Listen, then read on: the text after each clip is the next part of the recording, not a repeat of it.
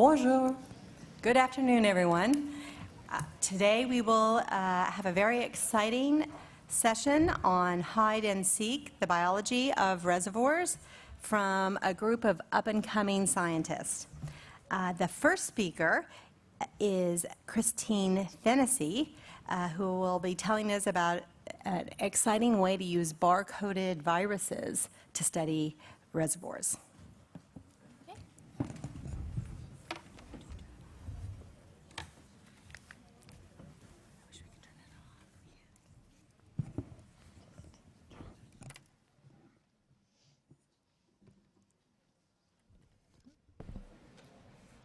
Good afternoon, and thank you all for making the time to attend this session. Today I'd like to tell you about a novel virus that we hope is going to be an exciting new tool in the study of AIDS virus reservoirs. Oops. Guess it would help to start the presentation.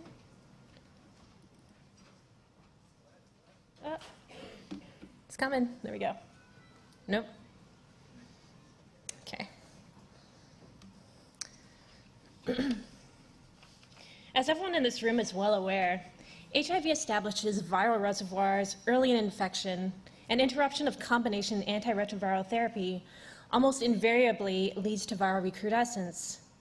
Eradicating integrated virus from latently infected cells or establishing CART-free remission is a significant challenge. Quantitative viral outgrowth, PCR-based tests, and related assays can provide various estimates on reservoir size, but all have significant limitations. Time to measurable viremia after treatment interruption is the clinically relevant gold standard of readout parameter, but provides limited information of limited quantitative value. CART discontinuation may also pose certain risks for infected individuals. Therefore, it is critical to develop better tools to assess the biology of reservoirs and reactivation potential in order to guide the development of approaches to target viral reservoirs. When it comes to assessing rebound viremia after CART discontinuation, the accumulated genetic diversity of chronic HIV is theoretically sufficient to allow discrimination of distinct contributing variants. However, limitations in sequencing technology can preclude sensitive, deep analysis of full-length viral genomes or even full-length envelope sequences. Furthermore, robust discrimination of variants in the face of lesser diversity present during acute infection can be very challenging. Finally, the effects of genetic variation across viral genome on in vivo fitness can make interpretation even more difficult. So, in this work, we sought to exploit the inherent advantages of a non-human primate model to develop an improved understanding of viral reservoir establishment, persistence, and reactivation upon discontinuation of CART. Recently developed CART regimens are now able to achieve clinically relevant levels of suppression of viral replication in SIV-infected macaques. This suppression in macaques now allows for an ideal animal model to study reservoir. So to fully capitalize on this NHP model, we developed an isogenic, molecularly barcoded synthetic swarm of phenotypically equivalent variants of SIV MAC239 to allow tracking of distinct chains of events in establishment, maintenance, and reactivation of different viral variants contributing to viral reservoirs. In the rest of my talk, I will describe for you how we prepared and validated this barcoded virus, how we have employed it in some initial studies, and how we feel it can provide insights into the biology of viral reservoirs. We suggest that this virus confers numerous experimental advantages, including potential use of smaller cohort sizes and shorter CART durations, all while providing increased accuracy and greater statistical power. So to generate the virus, we introduced an insert containing randomized 10 base sequences, indicated by the ends on the figure, into a restriction site inserted between the stop codon of VPX and the start codon of the VPR sequence, resulting in no disruption of gene expression. In order to increase the diversity of the virus, we engineered the insert so it could be inserted in both orientations. So this resulting virus stock was designated SIV MAC239M. So we performed extensive experimental validation to characterize the barcoded virus prior to use, much of which is detailed in our recent publication. Importantly, we used next-generation sequencing to demonstrate that the SIV MAC239M stock contains nearly 10,000 distinct barcode variants that differ from each other on average by 7 of the 410 inserted bases. We next tested the virus in vitro and in vivo and found that replication of SIV MAC239M was comparable to wild-type SIV MAC239, and that the barcoded virus was stable over several months of viral replication. So, now that we had validated the functionality of our virus, we sought to evaluate the utility of SIV MAC239 for reservoir studies. We infected 6 Indian-origin rhesus macaques with a high-dose intravenous inoculum to establish initial infection and reservoir seeding with numerous variants, with the goal of recapitulating the diversity found during the chronic phase of HIV infection, but with otherwise isogenic and phenotypically equivalent viral variants. Samples were collected for sequence analysis on day 4 post-inoculation, and animals were then started on CART, which was continued for 300, 380, or 480 days post-inoculation, and then discontinued. Animals were monitored for rebound viremia, and the barcodes of the rebounding variants were sequenced. So deep sequencing of 1 ml of plasma from day 4 post-inoculation, just prior to CART initiation, indicated that we successfully established initial infection with numerous robustly replicating variants in each animal. When each distinct viral variant is plotted as a function of its proportional representation in the overall day 4 plasma viremia, let me just show you here. So here's the proportion, and here is each viral variant. We see that the bars merge into a broad histogram, demonstrating that while some variants displayed slightly higher abundance than others, which you can see here, for the most part, the relative abundance of all the barcoded clones is similar, despite each variant harboring a different unique barcode. Thus, these sequence tags do not seem to impact viral fitness in vivo. And among the 6 animals inoculated, the number of distinct barcode clonotypes documented in the day 4 pre-CART viremia range from 250 to 2,900. Despite initiation of CR on day 4 post-inoculation for almost a year to almost a year and a half, and good sustained ART suppression, as you can see here, viral loads were nearly below detection, or were below detection, all animals showed rebound viremia rapidly after CR discontinuation. Deep sequencing was performed to assess the number and proportional representation of barcode variants in the rebound viremia. In stark contrast to what we observed in the pre-CART barcode sequence analysis, where we demonstrated hundreds to thousands of distinct variants, the rebound viremia contained an average of only 5 barcode variants in the 6 macaques that we looked at. And you can see in the animal here, shown here, H090, we only detected 6 distinct variants.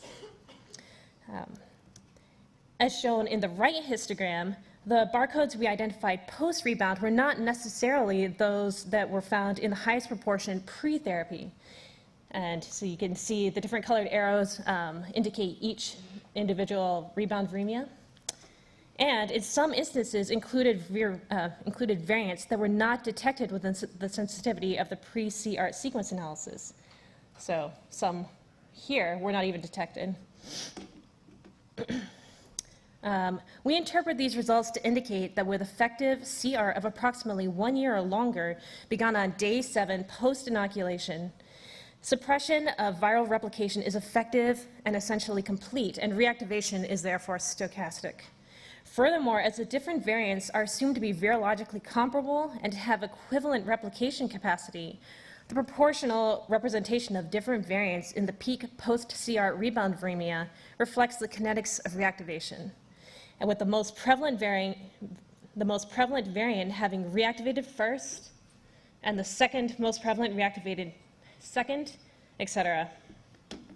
but with the later reactivating variants never catching up with the first one, barring some secondary selection.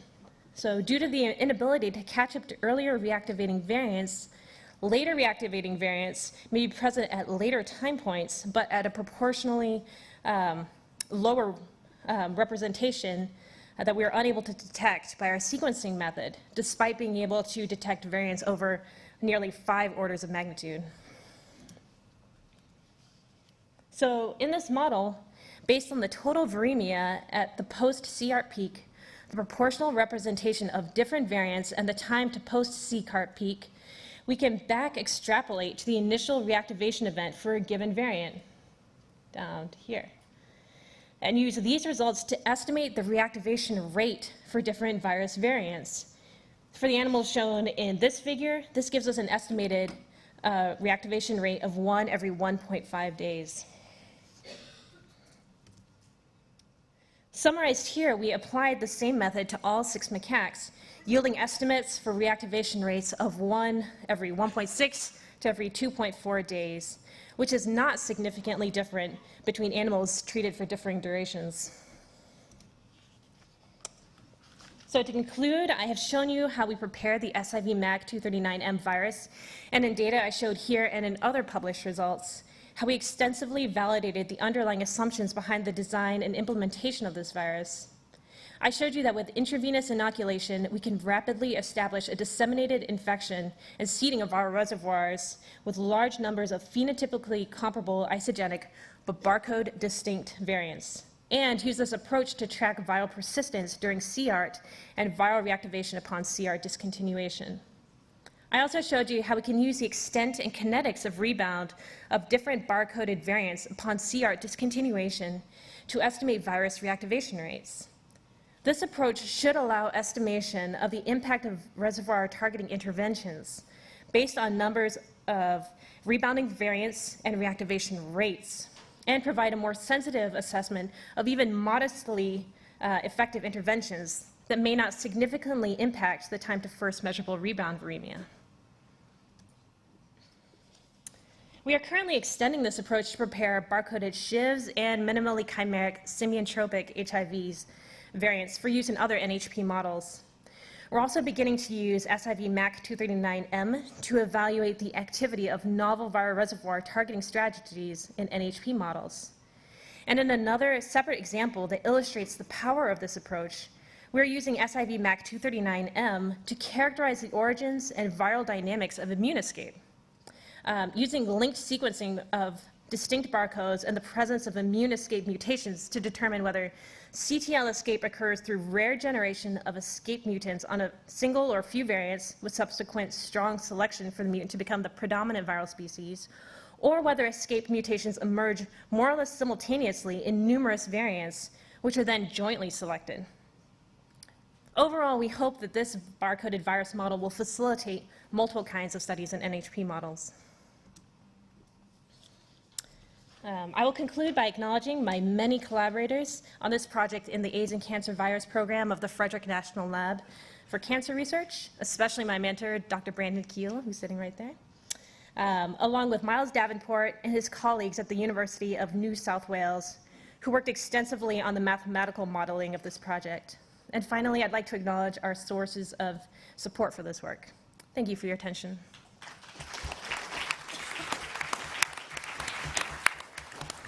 Thank you. This session is now open for questions, if you can find the microphones. I'll go ahead and start it off while we're waiting. Well, here we are. We're already ready for one question. Go ahead. Back at the microphone.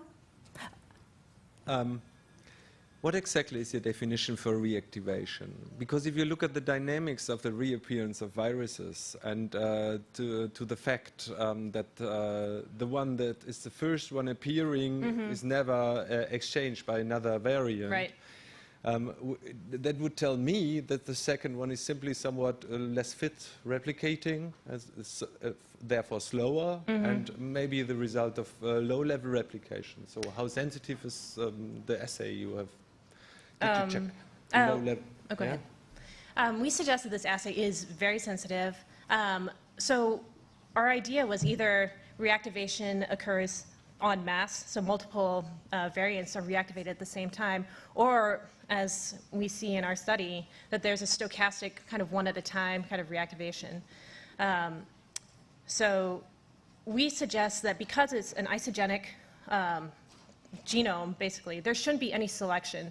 We initiated ART so early that there shouldn't be time for any selection to occur. And so we think that each of these variants, even when they're rebounding, should have the same growth rates. And therefore, there shouldn't be one that's just a little less fit than the others. I don't know if that... I would expect at least one exception of the rule, and that would be more convincing. So. Maybe, but we have also taken long-term time points, and we do see that the proportion remains relatively stable over time. So, Christian, you have a question? Thank you. Very nice work. Thank you. My question is, did you have the chance to look in tissues before you stopped therapy, so on ART, to see what the proportion of defective virions in tissue is, of this barcoded, how frequent this barcoded evolved to defective viruses? we did look in some tissues, we looked in PBMC. However, for the most part, viral loads were so low that we weren't able to sequence very much. So unfortunately, we didn't get a lot of data from our cell-associated DNA and RNA. We did measure the levels, but we couldn't actually do the sequencing itself. Thank you. Mary Kearney, you have a question? Yeah. This is definitely going to be a very useful tool for studying, for using non-primate monkey studies. So I had a question. You said that you didn't detect a change in the barcodes over several months without treatment. Right. Shouldn't you have seen a change there? Shouldn't you have seen the accumulation of mutations without ART, so that then when they go on ART, that if you see if the population doesn't change over time, that you know that you had the power to see that change if there was replication? Yes, actually. So we do have a bioinformatics specialist in our lab as well. So she is actually able to look at a population of all the different variants and measure one base variation from our standard. So in our stock, we have these 10,000 different barcodes, and we have them all listed. We know what all 10,000 of them are.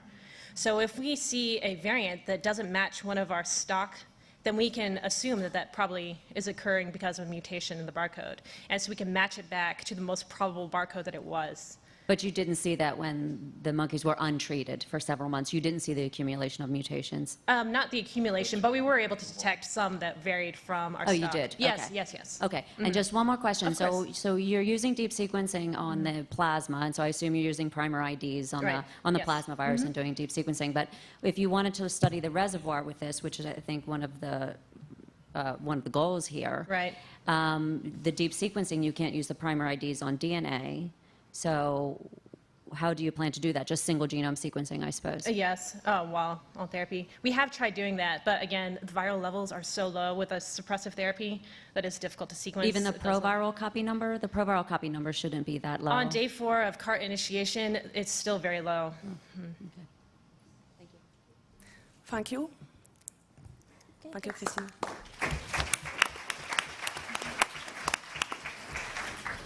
The next speaker is Elisabeth Anderson. She is a PhD student in the laboratory of Frank Maldarelli, and she will speak on accumulation and persistence of deleted HIV proviruses following a prolonged therapy. Good afternoon. Thank you for the introduction. So I'm going to be talking about the accumulation and persistence of deleted proviruses after prolonged ART. And as we know, upon treatment initiation, HIV decays. And while viral loads decay approximately 4 logs, HIV DNA only declines about 20-fold. Furthermore, low-level plasma viremia persists in most patients despite the success of CART, and HIV DNA remains detectable and stable. The mechanisms that maintain the reservoir, though, are still not well understood. So some potential mechanisms for reservoir maintenance include the homeostatic proliferation of HIV-infected cells, as well as the clonal expansion of HIV-infected cells. And this could be antigen-driven clonal expansion, or in some instances, integration site-driven. We have also seen that replication-competent proviruses can clonally expand, and Mary Kearney presented earlier today that only a fraction of the cells within a clone will give rise to persistent viremia at a time. However, the majority of proviruses are defective or deleted, and as Hiromi Imamichi presented earlier today, some may still produce protein, which could contribute to persistent immune activation. So if we look at the proviral landscape after prolonged CART, we'd see a fraction of full-length replication-competent proviruses, which could give rise to rebounding viremia upon treatment interruption. But there would be a vast pool of defective and deleted proviruses also containing solo LTRs. So we were interested in understanding how the proviral landscape changes during the course of CART. So we can imagine that at pre-therapy, there may be many full-length proviruses which could be expressing RNA and could be contributing to ongoing replication prior to the initiation of treatment. But there still would be a pool of defective and deleted proviruses. And in this case, the ratio of LTR DNA to an internal sequence, such as GAG DNA, would be approximately 2:1. However, after years on therapy, we might see a shift in the proviral landscape. And in this case, we would also see an increase in the ratios of LTRs to GAG. We wanted to understand the kinetics of the shift. So to do this, we've developed a ddPCR approach to measure total HIV DNA using multiplex primer sets which span the HIV genome, and they're shown in the colored arrows below. So this enables for simultaneous quantification of LTRs and internal sequences such as GAG and TAT-REV exons 1 and 2. ddPCR is very accurate, highly reproducible, and able to resolve small changes, which gives it a major advantage compared to qPCR. So we looked at 11 HIV-infected individuals who were therapy naive prior to initiating antiretroviral treatment upon the enrollment into clinical trials at the NIH. These participants were relatively young at entry, had substantial viral loads. One individual was diagnosed with AIDS on enrollment, and for this particular individual, we have integration site data, and I'll talk more about that in the second part of my presentation. On the other hand, 3 individuals were treated during relatively early, within 1 year of infection. Overall, the participants responded well to CART, viral loads decayed in a typical pattern, and they were treated for a median of 14 years. So the sampling strategy that we took, plasma and total PBMCs were collected at pre-therapy, extensively over first and second phase viral decay, and after prolonged CART, which ranged from 6 to 16 years. So now I'm going to show the results from a representative participant. The top panel shows HIV viral load in black, and the bottom panel shows total CD4. So we see that upon treatment initiation, viral loads decline to values that are less than the limit of detection, which are indicated with the open symbols. Now, if we look at the HIV DNA copy numbers measured with ddPCR and then normalized to 1 million CD4, in blue is the LTRs, in purple is GAG, and TAT exon 1 and TAT-REV exon 2 in yellow and orange. So again, overall, we can see that there's a decrease in HIV DNA over time. However, if we look at the ratio of LTRs to GAG in the same time frame, we see an increase. So at pre-therapy and even after second phase viral decay, the ratio is around 2:1, and then after years on therapy, that ratio is now increased to nearly 6 LTRs to 1 GAG. Looking at the cohort as a whole, we see that LTR to GAG DNA ratios increase in most, but not all, participants after years on therapy. And this shift happens after second phase viral decay, shown in this graph. So some processes which could alter the proviral landscape, which has been revealed by CART. There could be the elimination of expressed proviruses over time. This would lead to a GAG decrease. There could also be the clonal expansion of deleted proviruses or the formation of solo LTRs, which would lead to an increase in LTRs over time. Of course, these processes could be happening in tandem, and we have some evidence for the latter that I want to discuss in more detail. So as I mentioned before, one participant was studied in our cohort was studied with the integration site assay, and this was data published in Science 2014. So the pie chart shows all of the integration sites identified in this individual after 6 years on therapy. The gray slice are integration sites that were identified only once, and the colored slices represent integration sites identified more than once, which indicates clonal expansion. So I want to draw your attention to the large red slice. This was a highly expanded cell clone with an integrant in the HORMAD2 gene, and this was present at about 20% of all integrants after 6 years on therapy. So Francesco Simonetti set out to characterize this particular integrant using primers in the host HORMAD2 gene, as well as HIV-specific primers, and he discovered that it was a solo LTR at 6 years on therapy. We then designed a ddPCR assay to specifically measure the abundance of this particular integrant over time, using a forward primer that overlaps the HIV host junction at the HORMAD2 integration site, and a reverse primer and probe that is HIV LTR specific.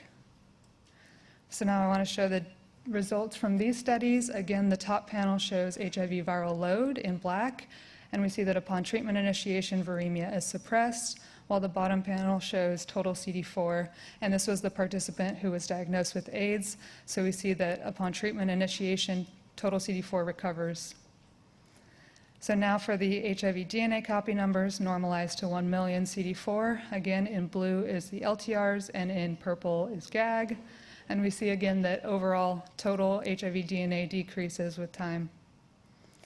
And now if we look at the specific HORMAD2 integrant abundance over time, at pre-therapy, the integrant was undetectable with our ddPCR assay, but considering that the total CD4 count is very low, our limit of detection in this assay was high.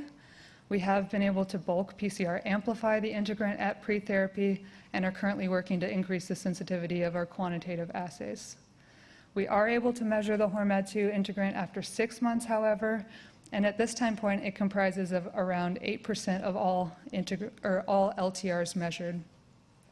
After 1 year, it has doubled, and by 2 years, it peaks and now comprises of nearly 30% of all LTRs. Likewise, if we look at the LTR to GAG DNA ratios during this time, we see that they increase in parallel with the expansion of HORMAD2 and are sustained over the course of CART. So this indicates that the clonal expansion of deleted proviruses can contribute to a shift in the proviral landscape, which is then maintained over the course of CART. So in summary, HIV LTRs to internal DNA ratios increase in most patients after prolonged CART, indicating the accumulation of deleted proviruses, and I showed the data with LTRs to GAG. This is also true with LTRs and TAT exon 1 and 2 in data I did not have time to show today. Specific deleted integrants, such as the solo LTR in HORMAD2, can undergo rapid clonal expansion and contribute to a shift in the proviral landscape. And there's a nice poster by Remy in Chamont's lab showing a similar phenomenon with another deleted provirus. Furthermore, these defective expanded clones can be maintained for years on therapy. And with that, I would like to thank my mentor, Frank Maldarelli, and all the members of the clinical retrovirology section, both past and present, my PhD advisors at Catholic University, Mary Kearney and the Translational Research Unit, Rob Gorelek and Mike Piatek, John Coffin at Tufts, John Millers at University of Pittsburgh, and most importantly, the patient participants without whom these studies would not be possible. And thank you for your attention.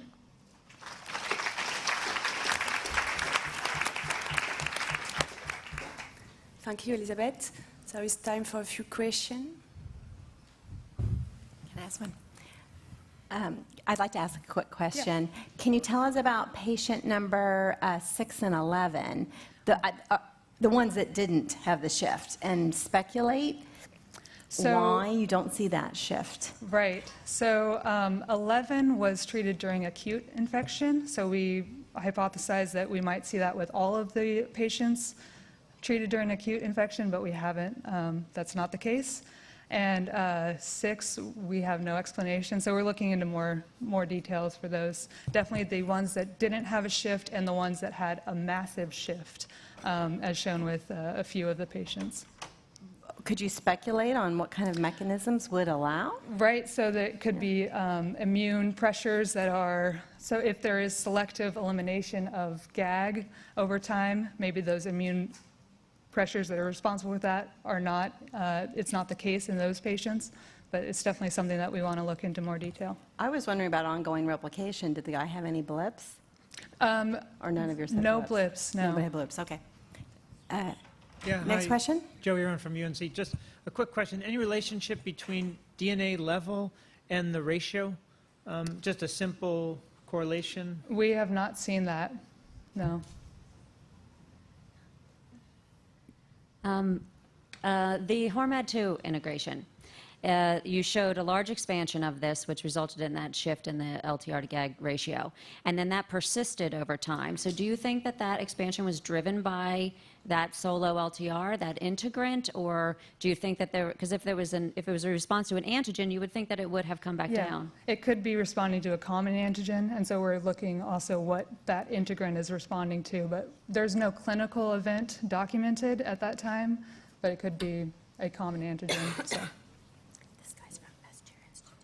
Elizabeth, beautiful presentation. Thank Thank you.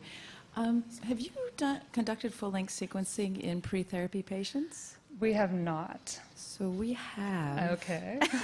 Tell me more about that. And we do not see a large amount of intact virus in pre-therapy. Yeah, and I'll also point out that if I see GAG, I mean, they don't have to be intact as well. So I can't really resolve whether or not they're fully intact. But yeah. beautiful work. Thank you. Thank you. Thank you.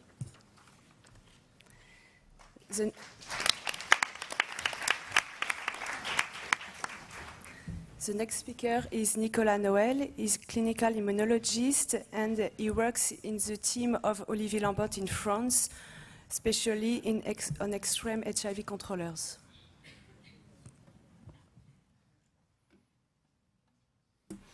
Well, thank you. Thank you for giving me the opportunity to present this work. As you will see, I'm not an English native person, so please excuse my French. I have no conflicts of interest, and just to set up the general background, we will talk about HIV control patients, which are rare patients with spontaneous control of the viral replication.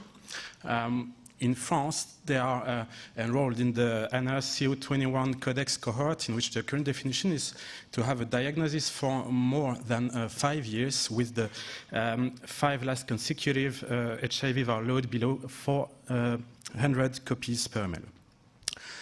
Which was shown before on these patients is that first they harbor a replication-completed virus, and their genetic background is likely involved, since a vast majority of these patients harbor either the HLA-B57 or the HLA-B27 allele, but not all. They have preserved and effective immune responses, and mostly CD8 and CD4 T cell responses, and most of all, they have a low level of HIV DNA and HIV reservoir. But what we know also is that some of these patients have low-grade systemic inflammation, and also some of them have a risk towards progression, either CD4 T cell decline, or to lose the viral definition, the definition of viral control. Indeed, in the literature, there are many definitions of these HIV control patients, and this heterogeneity of this evolution profile is depending on the threshold used for the viral load. We have shown that some HIV control patients from the French cohort experienced CD4 T cell decline, and these patients had lower CD4 T cell count and nadir at enrollment in the cohort, and also they have higher ultra-sensitive HIV RNA load. but also some of these patients experience virologic progression. And these patients had higher ultrasensitive HIV RNA load, but also higher HIV DNA load. And the question is, should some of these HIV controllers patients receive antiviral therapy? And we, on other, have also shown that the variability in the response to CRT is very high.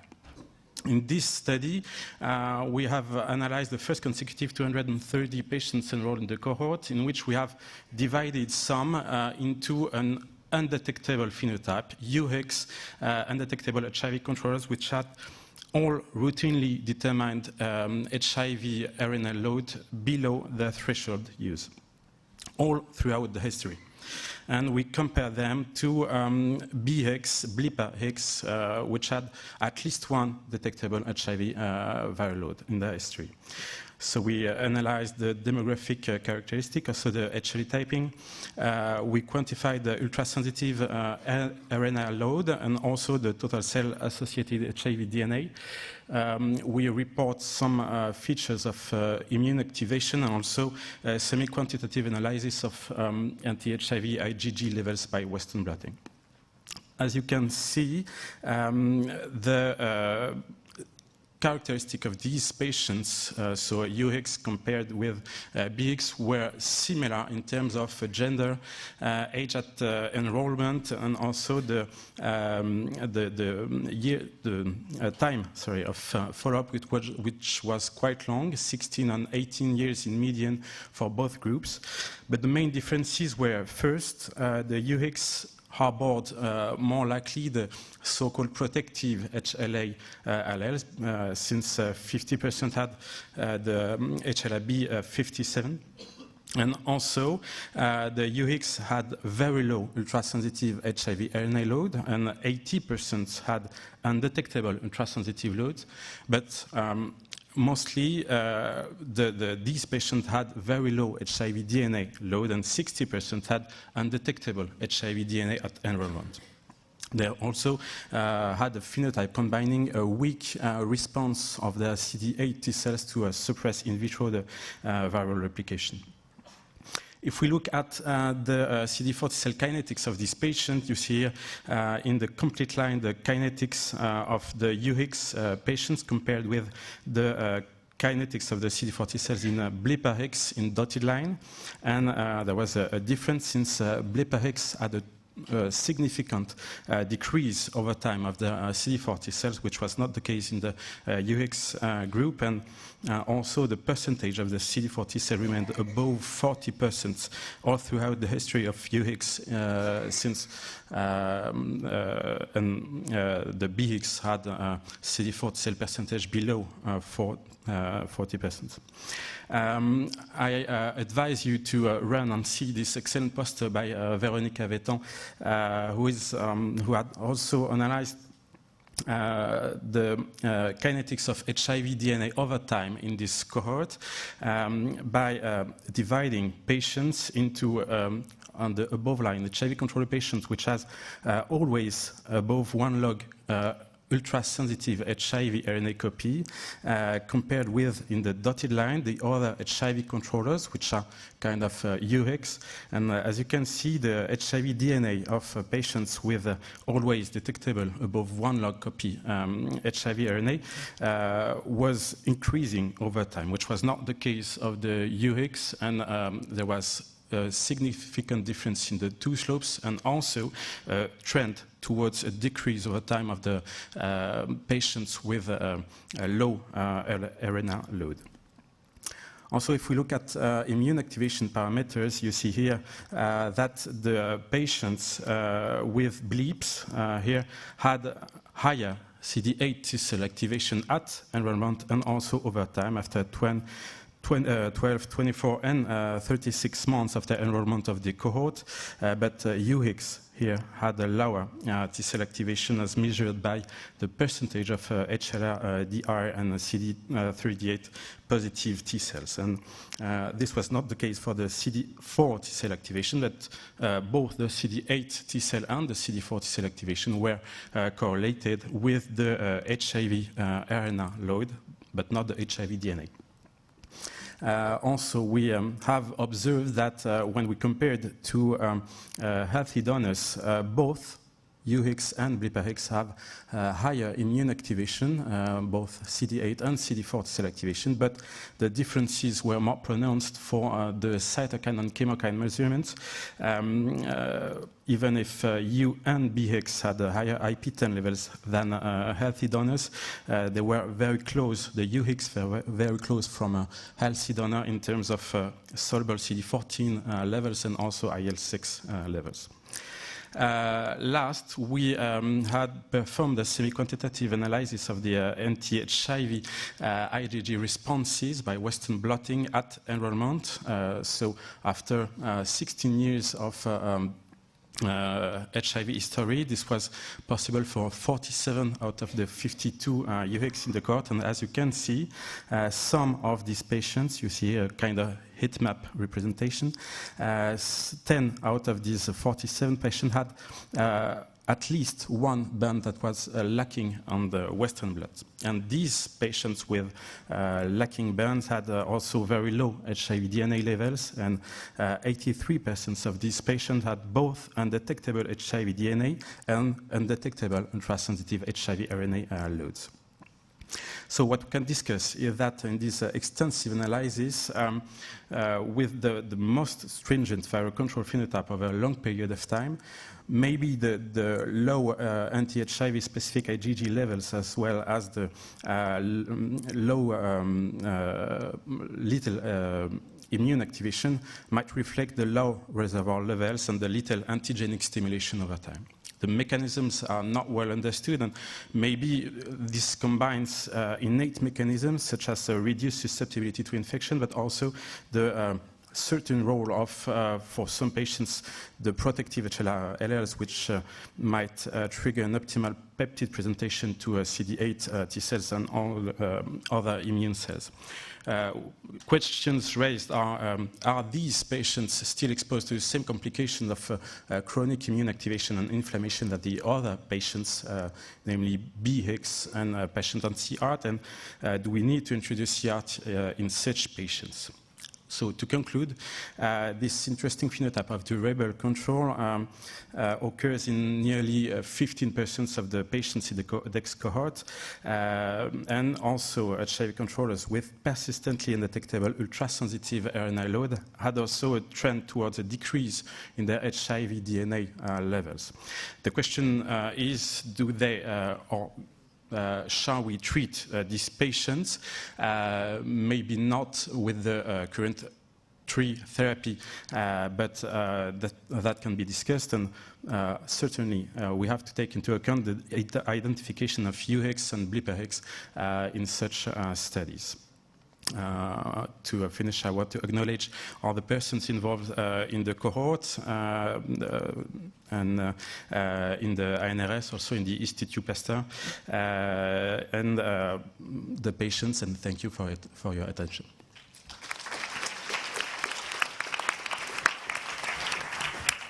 Thank you. I'll start the questions. So I guess you're saying the ones who DNA levels aren't DNA levels might even be decreasing would be the ones you might not treat. Is that what you were hypothesizing? Yeah, maybe. And did you say that they have a lower RNA per DNA as well? I'm No. not sure. No. Do you know? We have not measured that. No, I don't know. And a fraction of them are not measured. So are some of the data censored? Yeah. Okay, thanks. Another question? I would just add, I think it's so important that's very interesting that it would be worthwhile to really get large blood volumes and do repetitive sampling so you can really get even more solid numbers. Because that's very interesting. Most of the time we think reservoirs increase over time. Yeah, thank you. So the next speaker, oh, sorry, yes, thank you. Is Dr. Jory Simons, and he comes from the laboratories of Dr. Sharon Lewin and Dr. Paul Cameron. And he is going to tell us about using integration site sequencing and analysis to understand clones and whether they preferentially expand when they're near to oncogenes. So, go ahead. Good afternoon, everybody. So the major hurdle to HIV remission is the presence of latently infected cells, which can persist on treatment as long-lived cells and or through clonal expansion. And as mentioned before, clonal expansion can occur in latently infected cells. This has been measured by sequencing identical proviruses or identical integration sites. And some of these clonally expanded sites can harbor intact replication-competent virus. And although the driver of HIV clonal expansion remains unclear, it could be due to homeostatic proliferation, antigen-specific clonal expansion, or maybe enhanced cell survival as a result of the site of integration. Our hypothesis in this study was that the site of HIV integration in latently infected cells will depend on the activation state and location of the T cell at the time of infection. And our aims were to define the characteristics of HIV integration sites in CD4 T cells obtained from blood and rectal tissue and lymph node in HIV-infected individuals, and to determine the relationship between sites of HIV integration and gene expression in unaffected resting and activated T cells. So we did this by extracting genomic DNA from CD4 T cells from the different compartments from infected individuals who were treated. We randomly digested the genomic DNA to random-sized fragments, which we entry-paired and ligate a linker to. This linker enabled us to perform a nested PCR with both barcoded LTR and linker primer, which we then prepped for deep sequencing by MiSeq. And the deep sequence data was then checked for the mid tags, the barcodes. On either end, the linker and primer sequence had to be present, and the remaining LTR sequence had to be present. If this was the case, it was aligned to the human genome and gave us the HIV integration sites. Then we assessed clonality by looking at identical HIV integration sites and looking at the difference in base pair lengths. So there had to be at least 3 base pair differences in length, and at least 3 of these lengths polymorphisms had to be present. We did this in 12 patients, we were all successfully treated for over 3 years. 4 were recruited in San Francisco and 8 were recruited in Melbourne. The median age was 55, they were all male. We were treated for 14 years and had an undetectable load for the last 6. We measured the reservoir size by integrated HIV DNA copies per million cells by LU, and it was a median of around 500 per million cells. So if we look at all the integration sites in these 12 patients, we detected 1,925 events, which were distributed over 701 unique sites. We detected 554 integrated genes, and 147 were non-genic. However, 72 of those were in close proximity to a gene. We couldn't pinpoint the location of 38. And if we look at the integration sites in the different chromosomes in the human genome, for instance, in chromosome 17, which is divided into 50 million base pair bins. In the gray bars, we see the genes, and the blue one is the centromere. We depicted the integration sites as a cumulative integration site per megabase, in red in a logarithmic scale. And what we observed is that the integration sites in chromosome 17 followed the gene-dense pattern in the chromosome. And this was observed in all the chromosomes in the entire human genome, as depicted here in a circular form. What we also observed is that there is difference in integration sites within the chromosomes, so the number differs. So we looked at enrichment in the different chromosomes, as depicted here.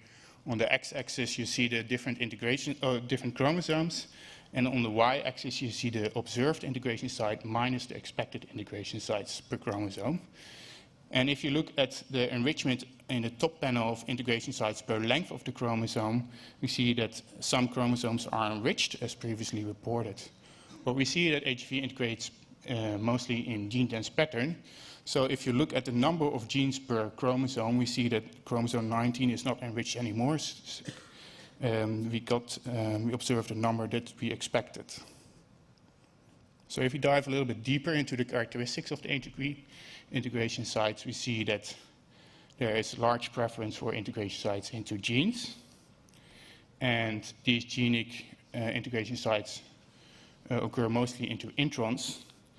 And we did not observe a transcription orientation preference significantly. So this is the transcription orientation of HIV relative to the transcription orientation of the gene it's in. So as mentioned, we assessed clonality, and we determined fast clonal expansion of a median of 42% of the sites we detected in these patients were clonally expanded, which had a preference for integration into genes. And this time we did observe a transcription preference in the opposite direction as relative to the gene it's in. So as mentioned, we were interested if there was preferential integration into oncogenes by clonally expanded sites, and we did not observe in this study an increase or an enrichment of integration in oncogenes in the clonal sites. So we have a large gene list of over 554 genes, including the proximal genes. So we looked in which pathway these genes are. So we did a KEC pathway analysis, which identifies the pathway HIV integrates in and determines enrichment by hypergeometric statistical tests, which is Bonferroni corrected, and it tests over 1,000 different pathways. And we made a distinction between single and clonal sites. And what we observed is that the pathways that were enriched in the single sites were mostly involved in sensing of the T cell. And interestingly, in the clonal sites, we observed pathways that were enriched for cell survival and cell proliferation. And I must say that pathways in cancer does not necessarily reflect oncogenes. So we also asked the question if HIV preferentially integrates into genes that are upregulated in active cells or upregulated in resting cells. So we compared our integration sites to data available on the gene expression omnibus from a previous unrelated study. And what we saw is that there is a 7 to 9-fold enrichment of integration into genes that are upregulated in activated cells, TCR activated cells, compared to genes that are upregulated in resting cells. However, as you can see that there are more genes upregulated in the upper category compared to in resting. So if you normalize for the number of genes in the category, we still see a significant preference for integration into genes that are known to be upregulated by TCR-activated CD4 T cells. So we had 2 patients with matched samples from blood and tissue. In red you see blood, in green you see rectal tissue, and in lymph nodes you see is blue. And we didn't see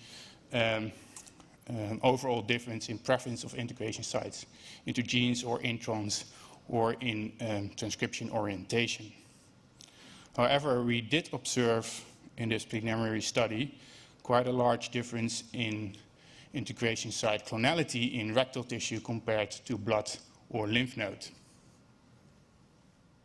So to conclude, we demonstrated major clonal expansion in HIV integration sites in blood, and these clonally expanded sites were orientated in the opposite direction as gene transcription and were enriched for genes associated with cell survival and proliferation. And this data may imply that enrichment of HIV integration in genes upregulated in TCR-activated T cells is consistent with latency being established by reversion of activated infected T cells to a resting state.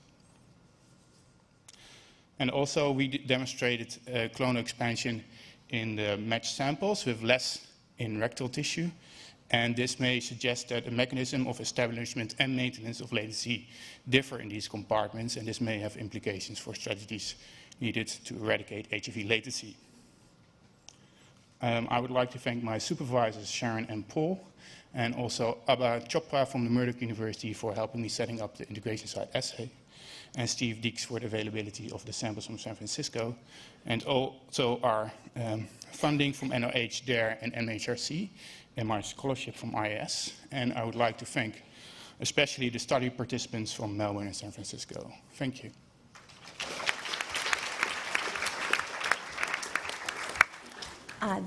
This presentation is now open for questions.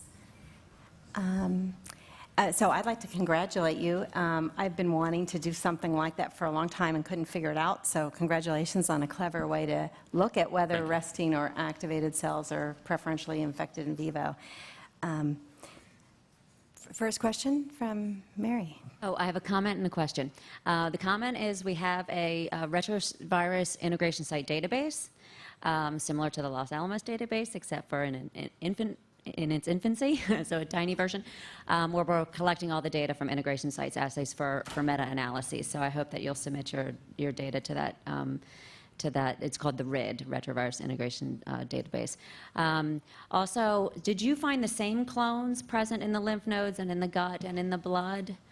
I know that you said that you found an enrichment for clones in the gut, but In the patient, we had lymph node, rectal, and blood samples. We did not find overlap. In the patient with rectal and blood, we found 3 integration sites that were in both compartments. okay. So yeah. So do you think when you didn't find it, maybe it was just sampling? Was it the level of sampling, perhaps?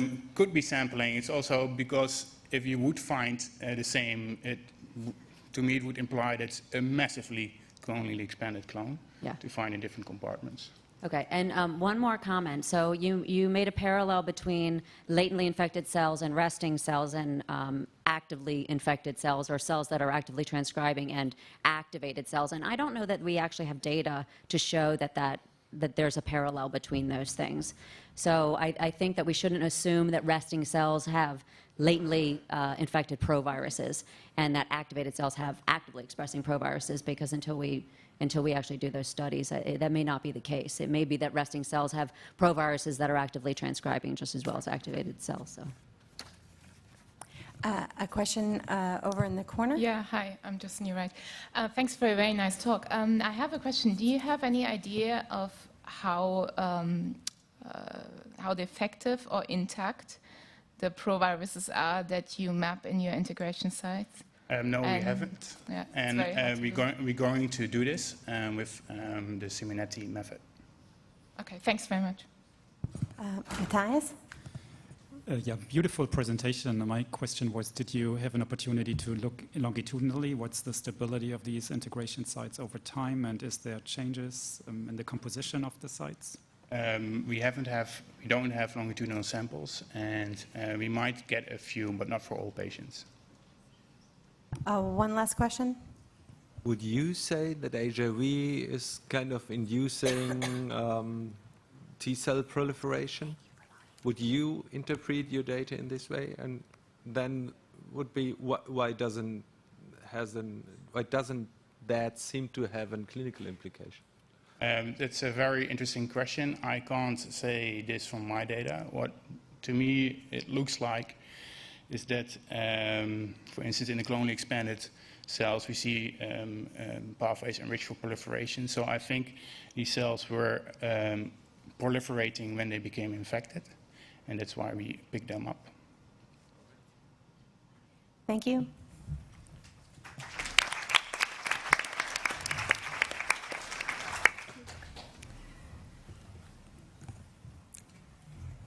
The next speaker is Eno Clay. She's a PhD student at the University of Sydney, and she will speak about the impact of treatment duration on defective and expanded identical HIV genomes in T-cell subsets from the blood and the tissues.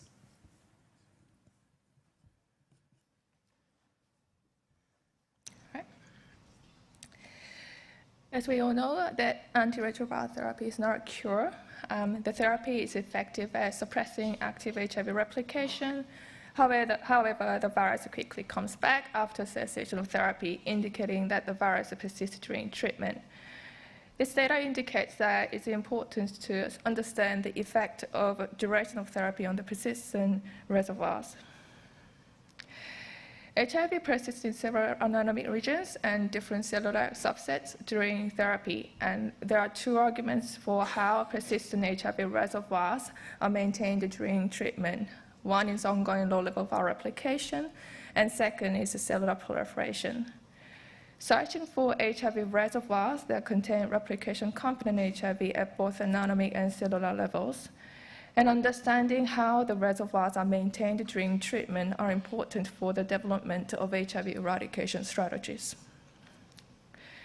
There are three particular questions which we try to address in this particular project. First, are defective viruses enriched during effective therapy? Is there a difference between tissues and plasma?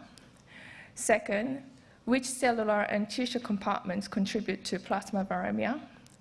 And third, are genetically identical viral populations enriched during effective therapy? And again, is there a difference between cells and tissues?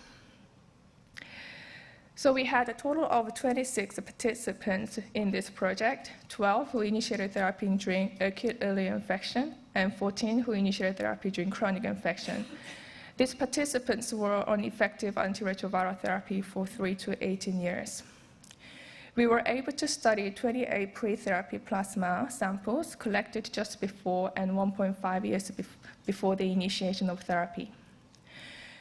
We were also able to study 19 on-therapy plasma samples collected mostly before early antiretroviral therapy. During 3 to 18 years of therapy, we studied 26 peripheral blood, 12 lymph node tissues, 17 gut tissues, and we sorted CD4 T cell subsets using their specific markers. We used single genome and proviral sequencing to sample individual P62 reverse transcriptase sequences from plasma samples and sorted cells respectively. And single genome and proviral sequencing rely on diluting the samples until we see 30% PCR positives, where the PCR amplicons are derived from single templates at a possibility of 80%. And then the P62IT sequences were used for interpatient analyses. We sampled about 5,000 sequences from 26 participants in this project. However, we will focus on about 3,000 sequences derived from 14 participants who initiated therapy during chronic infection in this particular presentation. One of the hypotheses for maintaining persistent HIV reservoirs during effective therapy is ongoing viral replication. However, as we all know, the viral replication is quite error-prone, so continuous encrypted viral replication during effective therapy would result in increase in genetic diversity and an increase in the quantity of defective HIV proviruses. Joseph and others have seen that the genetic diversity does not increase during effective therapy. So we wanted to look at whether the quantity of defective HIV DNA sequences increased during 3 to 18 years of therapy in peripheral blood, lymph node tissue, and gut tissues. And in the anatomy regions that we studied, we have not found the increase in defective HIV DNA sequences during each additional year of therapy, indicating that there's no evidence of ongoing low-level HIV replication in peripheral blood and tissues during 3 to 18 years of ART. We have found that 6 to 10% of HIV sequences were defective in plasma samples, whereas 17 to 23% of the sequences were defective in the anatomic regions that we sampled during effective therapy. The odds that our viral sequence is defective were statistically higher in peripheral blood and lymph node tissue when compared to pre- and on-therapy plasma samples. When we characterized for defective sequences, we used the binomial characterization, so which means less intact means higher defective, less defective means higher intact. So this result indicates that plasma samples have higher amount of intact HIV sequences in the region that we analyzed than peripheral blood and lymph node tissue.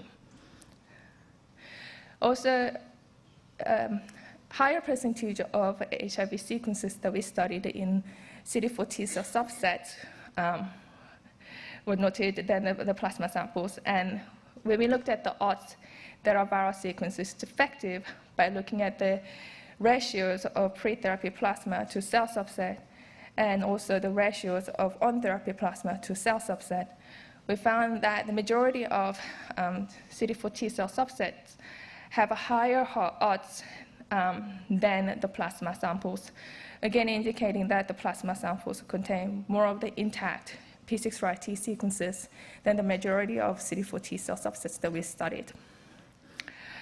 So having that the plasma samples have majority of intact P6RIT sequences, then anatomy regions, and majority of CD4 T cell subsets, we wanted to look at which particular CD4 T cell subsets harbor a highest amount of HIV sequences which are genetically identical to pre- and on-therapy plasma samples. We found that the odds that a viral sequence is genetically identical to pre-therapy plasma were higher in effector memory T cells than naive and central memory T cells in lymph node.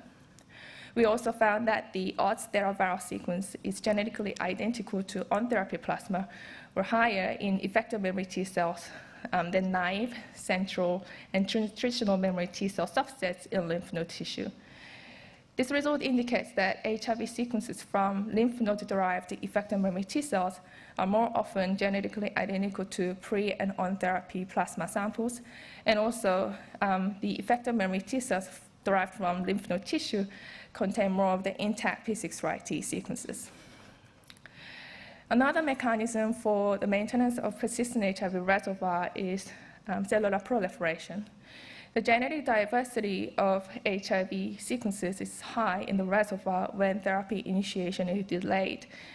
So it's unlikely to find a large amount of identical HIV sequences unless the infected cells proliferate, duplicating cellular DNA as well as HIV DNA integrant during each additional year of therapy. So we explored whether the percentage of identical HIV DNA sequences increased during each additional year of therapy in peripheral blood, lymph node, and gut tissues. And we found that the quantity of identical HIV DNA sequences increases statistically with statistical significance during each additional year of therapy only in peripheral blood with an odds ratio of 1.1 per year. The expansion of identical HIV sequences is most apparent when the phylogenetic trees are plotted during antiretroviral therapy, and then the blue shaded areas indicate where the expansion of identical sequences are.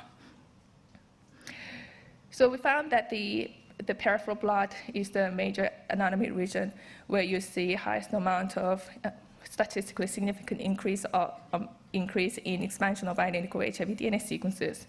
We wanted to find out which particular CD4 T cell subsets from peripheral blood contribute to the increase. So we also looked at the percentage of identical HIV DNA sequences during each additional year of therapy in naive, central, and transitional and effector memory T cells. And none of the CD4 T cell subsets showed any statistically significant increase except for effector memory T cells. Effector memory T cells showed statistically significant increase in identical HIV DNA sequences during each additional year of therapy with an odds ratio of 1.1 per year, indicating that this particular cell subset from peripheral blood is the major contributor to the increase of identical HIV DNA sequences.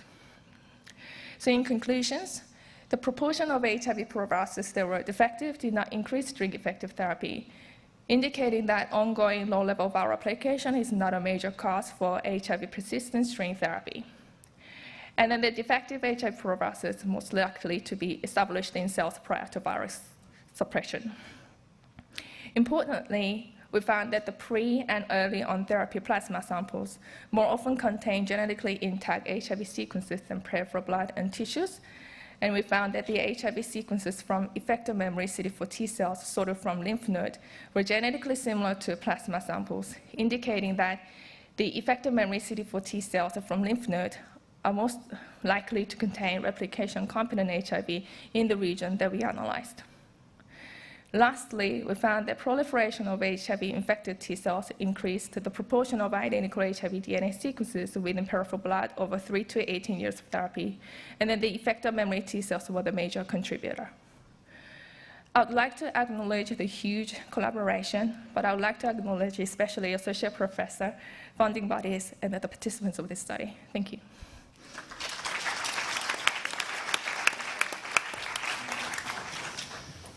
Thank you. Perhaps I will start with one question. Did you observe some differences between patients treated at the time of the acute infection and chronically at the time of the chronic infection? So you mean the infection frequency? Did you observe some differences between the two groups of patients? In the infection frequency, what did you just say? Yeah. Is that what you said? So the infection frequency we did look, and it's chronically infected. The participants who initiate during chronic infection, of course, have a higher infection frequency than the participants who initiated therapy during acute early infection, because the reservoir in the participants who were treated during chronic infection is pretty high.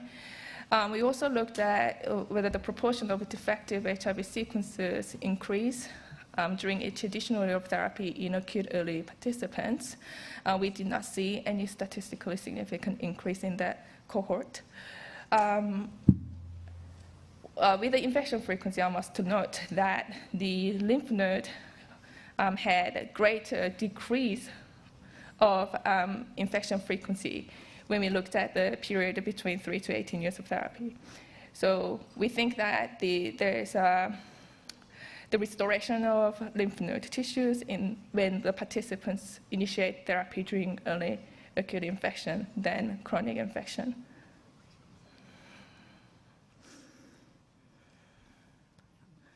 Dan Kuritzkis from Boston. Very nice work. I have one clarifying question and then another question. I may have missed it, but how did you define what you consider to be defective? So we used a sequencing method to define defective, and we try to be as broad as we can. So the sequences which contain hypermutation, stop codons which are not reported as hypermutation, frame shifts, inserts, and deletion, Okay, so internal deletions, so all all of of them those were considered as a defective. But you, if I was following correctly, you saw only up to a quarter of the sequences in tissue were defective, which seems to be, and in cells, and that seems to be a much lower proportion than has been reported by other groups. I was wondering if you, since you only focused on the structural genes, right, P6 through RT and essential genes, if you had incorporated full genome sequencing, and particularly envelope, do you think you might have seen a much higher proportion of defective? Yeah, that's true, and we do anticipate that the P6RT sequences do overestimate intact and underestimate defective. However, when we looked at clonal prediction score was more than 95%, and Bacillikonos groups, the clonal prediction score paper indicated that the P6RT region better predicts the diversity of full-length sequences better than other regions in participants who initiated therapy during acute early infection and chronic infection. And of course, our group have FLIPS assay, the full-length HIV sequencing, and we do see a higher amount of intact HIV DNA sequences in effector memory T cells. So because the full-length sequencing is very time-consuming and expensive, the P6RT region gives a sort of like a guideline which particular cells to look into closely. So I do believe that this region predicts the diversity of the full length quite efficiently. So my comment is consistent with Dan's, actually. So what Liz showed is that there was an increase in the LTR to GAG ratio with the initiation of ART and over long-term ART.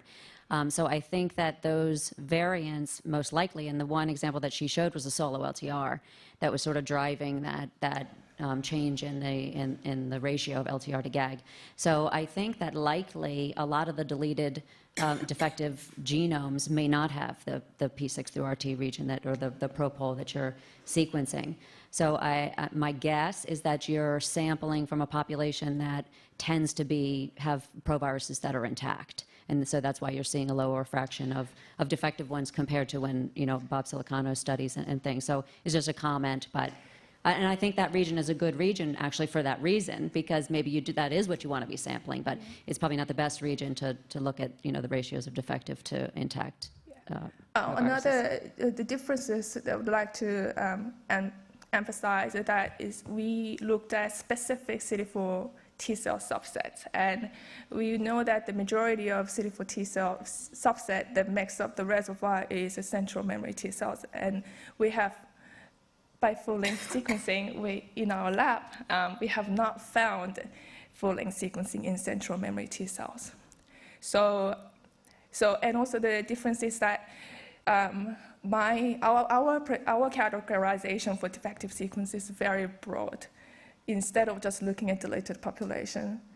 And so if we subdivide the defective sequences and also sort the CD4 T cell subsets specifically, you might see a lot of differences. Okay, we'll have to end it there, but thank you for the very interesting talk.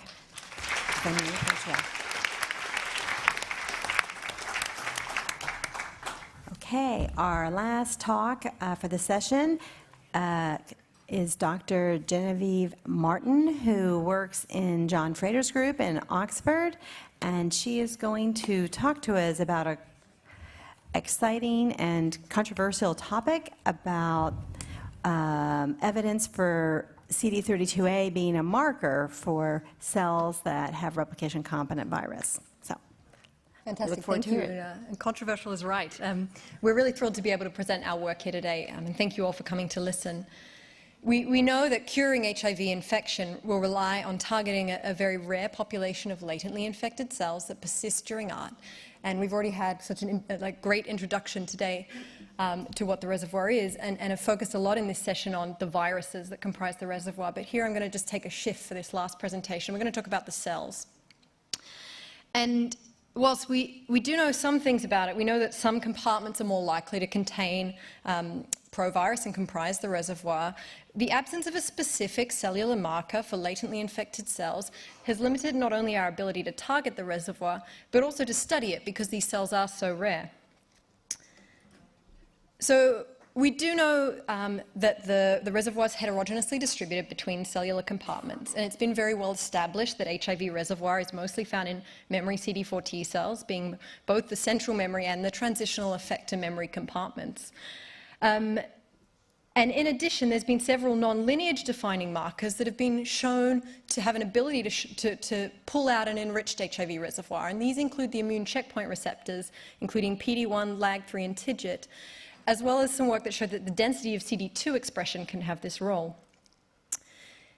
Earlier this year, work from Monsef Benkiran's group, which was introduced this morning in the plenary, used an in vitro HIV latency model that used SIV-derived VPX to overcome SAM-HD1 restriction and identified CD32A as a putative marker of the HIV reservoir. By sorting cells from HIV-infected patients, they showed an enrichment of HIV DNA. And what I want to draw your attention to here is how markedly how substantial the kind of quantity of that enrichment was compared to the markers we've seen previously. So in the highest expressing cells, they saw a 1,000-fold enrichment compared to the kind of 2 to 10-fold that we'd seen previously. CD32 is a low-affinity IgG receptor. It's not generally considered to be expressed on CD4 T cells, which makes this finding really interesting, but it also raises a lot of questions about what these cells are that are expressing this marker. So we were really interested in this finding and wanted to explore this further in primary HIV infection.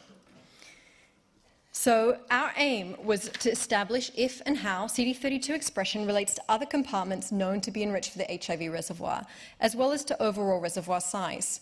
Specifically, we wanted to ask, does CD32 expression differ pre and post-ART?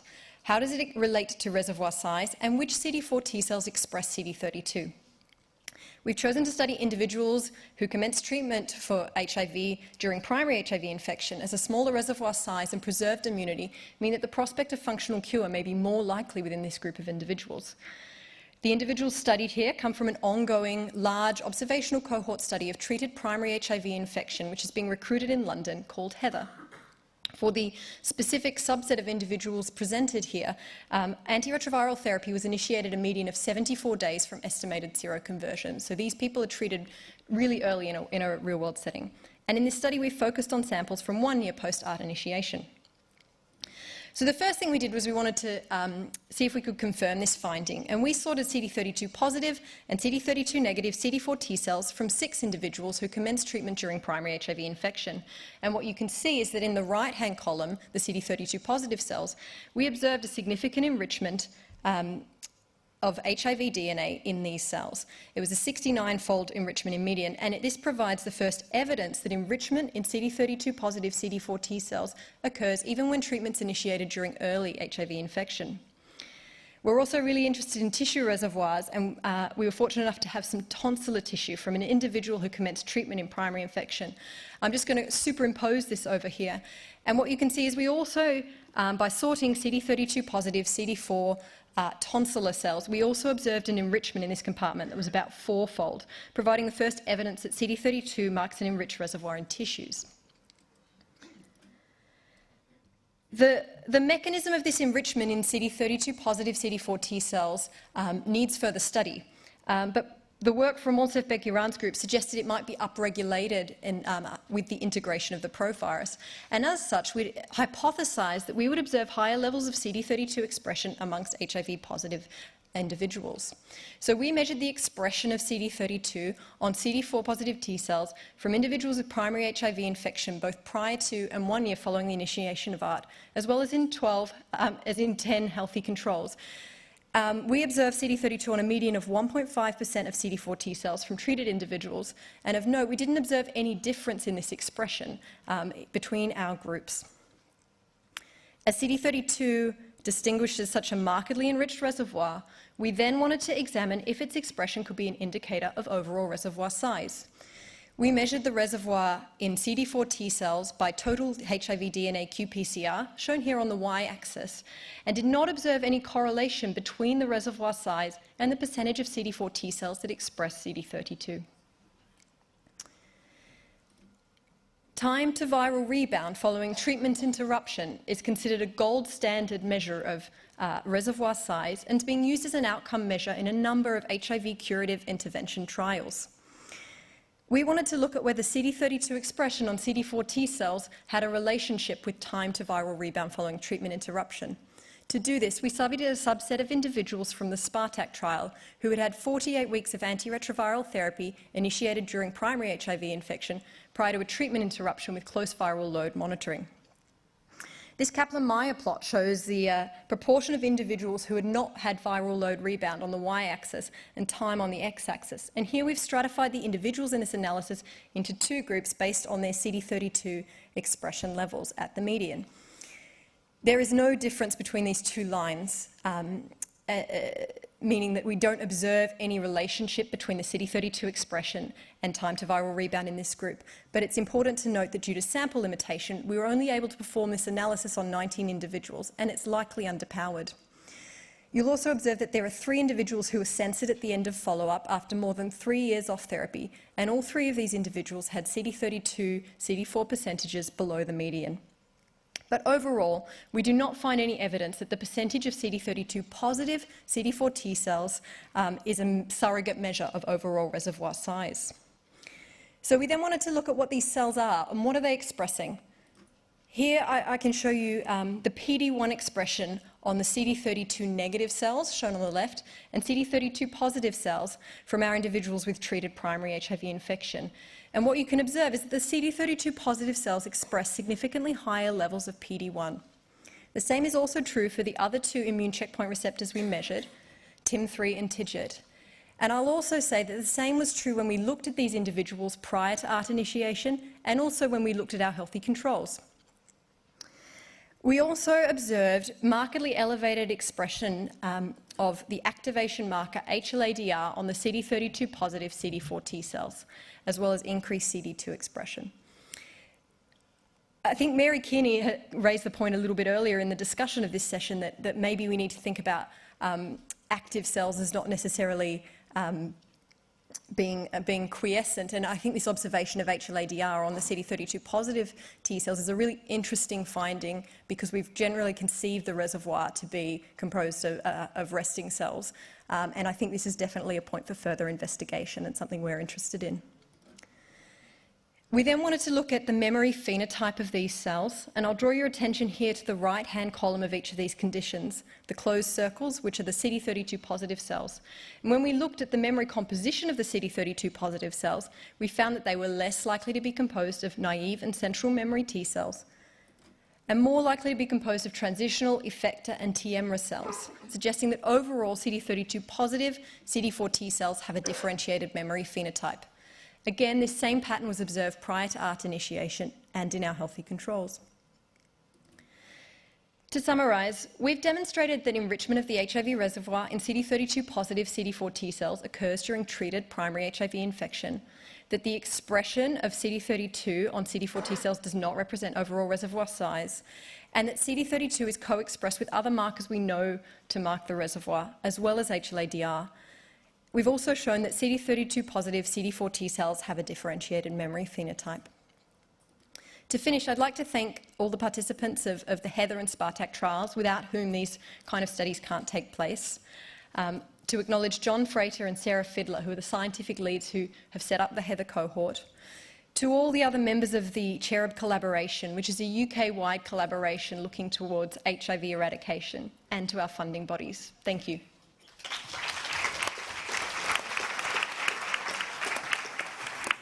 Thank you. That's a very nice presentation. I'd just like to start with a comment, just to support and echo your comment that an activated cell could be transcriptionally silent. And Nicholas Chamont has published data that supports that, and cell lines, and there's many models. So I just think that that's very valid to think that you can have activated cells that are transcriptionally silent, and vice versa. Go ahead, Sarah. Genevieve, beautiful presentation. So I would say that we're really excited about your data because your data supports what we're finding in that full-length HIV is found in HLA-DR positive cells. And I would agree with your thought that HLA-DR positive cells should be included in reservoir measurements. So how would you go about doing that? Some reservoir measurement assays do exclude the HLA-DR positive cells, and I would say we just have to think about whether we quantify reservoir in those cells, which your group is doing, or whether we include these cells in reservoir measurements as well. Of note, I've said that these cells might comprise the reservoir, and we haven't actually looked at transcription yet in these cells, so they may not be transcriptionally silent. That's something for further investigation. Thank you. Hi, Pam Skinner from Minnesota. Hello. Hello. Do you think it's possible, given that the molecule is an FC receptor and binding IgG, that it might be that antibodies binding to virus could then be picked up by that receptor, and that might be a mechanism by which these cells become more infected?